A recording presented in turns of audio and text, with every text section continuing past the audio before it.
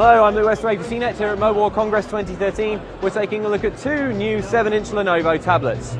So, first up is this chap. This is the Lenovo A1000. It is a very basic tablet. It's got this 7-inch screen. The resolution is 600 by 1024 pixels, so it's not looking particularly sharp, to be honest. It does have a micro SD card slot though, so you can bump up the storage, which is a nice touch.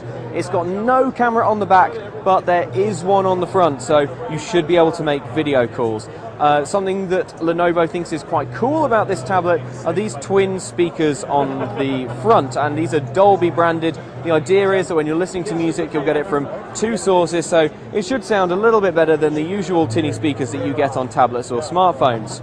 It's running Android version 4.1, which isn't the latest version, but it's quite recent. It's got a dual-core 1.2 gigahertz processor, and Lenovo reckons that it's going to be cheaper than the Nexus 7.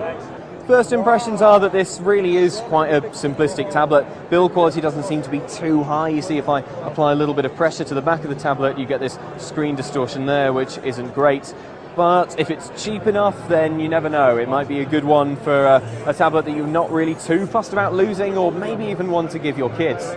Alright, next up is this slightly more luxurious 7-inch tablet. This is the A3000. So the resolution of this display is the same, but it's a different screen technology. This is an IPS panel, and that means that it looks a lot better than the one on the A1000. Colors are crisper, everything just looks a little bit more refined.